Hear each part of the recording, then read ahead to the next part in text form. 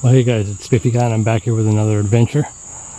This may look familiar to some. This is Sutton Bluff Campground, which is sort of the, quote, the midpoint of the Karkaghne section. You can see I got the Hubba Hubba set up right there, kind of out from this sycamore tree because, well, it drops branches, as you can see here. A couple branches that I pulled over next to the fire pit. So obviously I'm in a public campground, and the reason being is we're right next to the Black River where the trailhead is for the Ozark Trail. There used to be a place that you could kind of camp out, and they the Forest Service put up some signs that said it's illegal to camp at the trailheads. I'll walk over there and show you. It's kind of interesting. But anyway, so what are we doing here? Well, the Black River is back there, and we're going to walk the southern section of the Karkaghne. We're going to go to the Big Nasty Hills. And we're looking for trees. I brought the ULA circuit with a bow saw, and I'm going to cut some trees and clear the trail for the 100-mile bike race, which is in 2 weeks from now. So the idea is if there's anything that I can't cut, they have a tendency to get out here before the race. So that's kind of the plan. We're just hanging out here. It is, like I said, a public campground. There's a couple screaming kids. There's ATVs. This is a popular one for the ATV crowd.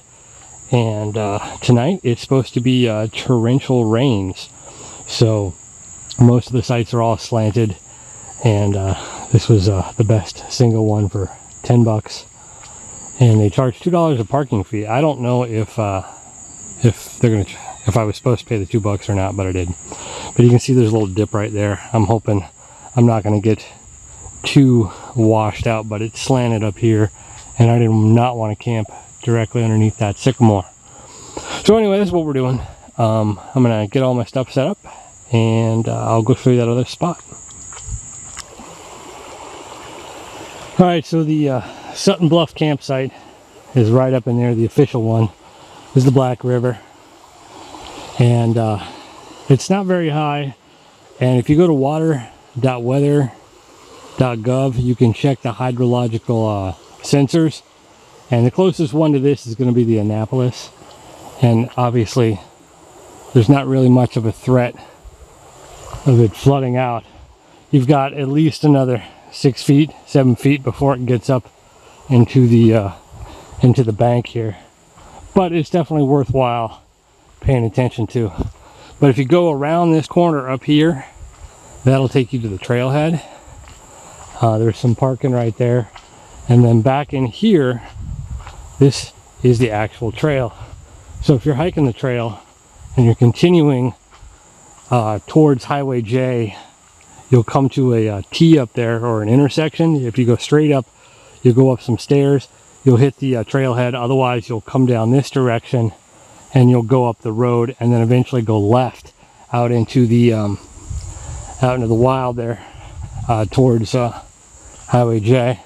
So I have camped here. I've camped right there. We had people set up right here. So this is all new. This is a fence, wonderful fence. Check out the little windlass, fancy. And if you come look at it, it says camping on trails and trailheads is strictly prohibited. So federal regulation 36 CFR 261.12, which would be blocking a road, trail, or gate. So my intent was, since it wasn't supposed to flood out, I was going to kind of camp somewhere right around in here. There's, you know, somebody's truck there, but there's some picnic tables and stuff like that. This is, I guess, now designated for day use only. I don't know if they would come and they would nick me or not, but maybe this is to help drum up business for the actual camp that's right over there. So anyway, that's where we're at. Let's see what else is going on. Not much. I got a few things new. I almost got everything into my old REI Alpine pack, that panel loader that I had, but it just wasn't enough. So I kind of need I guess I kind of need an in-between pack, you know, between the circuit. For the summer, I really don't need anything. I mean, I need my sleeping pad, and I brought the pause blanket just as a kind of in case it gets cold. because it is supposed to get down to the 60s tonight. It doesn't look like it right now, but there is heavy clouds coming in. They're talking anywhere from 3 to 4 inches of rain. Alright, a car came. Some nice cliffs along here. I really like this area. Karkaghne, I'm going to be honest, is one of the toughest sections of the trail. It's the first one I did. I expect a lot of suckage tomorrow. Temperatures are supposed to be a lot cooler, but I suspect a lot of spiders. I got 2 big climbs. I'm hoping I can make it through Bees Fork. That's the concern, is that it doesn't look like this and it's flooded out. We're checking signage. We're pulling trees if we see them. We'll nip some branches here and there. I brought some hand nippers I just got, which are super cool. And essentially we've got about 11 miles of trail that we want to cover. So I know I can do 11 miles tomorrow, but the question is can I do 22? And I guess we'll find out. But I'm gonna head back to camp, get everything set up, and wait for the rain.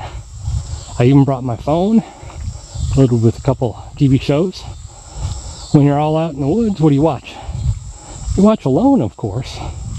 I brought season 2.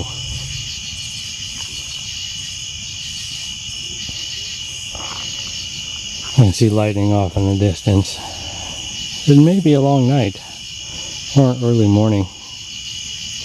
Either way, I'm sure we'll survive.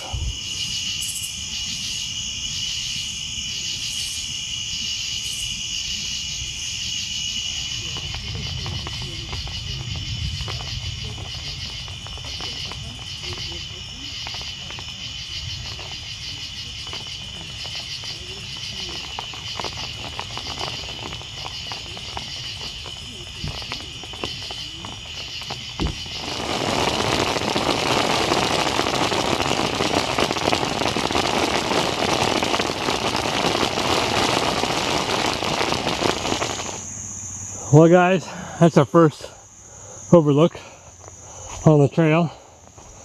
Kind of feeling like Indiana Jones. There's a lot of spiders,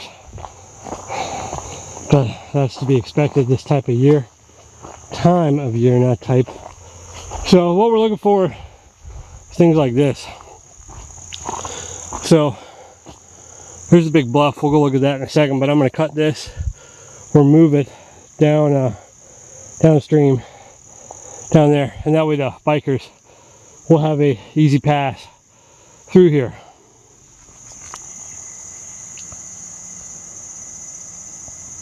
All right, so that was easy to do. Slid right down the hill. All right, so anyway, you can see this big giant spider web. You can see that guy, little bastard right there. That's a beautiful web you got there, Boris, but too damn bad. So we're coming up on the cliffs of death, and you pretty much kind of do this with your trekking pole through here, because the spiders will get your face. Last night wasn't too bad. I had hoped to hit that trail a little earlier. I didn't get on the trail till 7:45.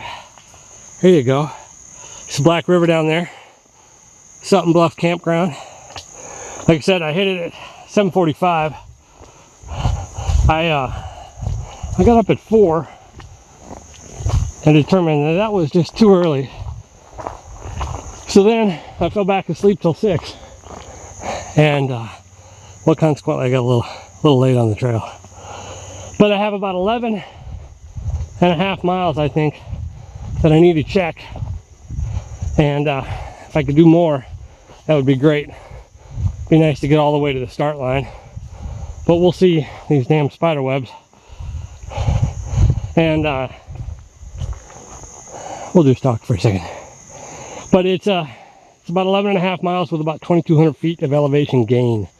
So 2 big hills, a 1 water crossing. We're gonna see how it goes.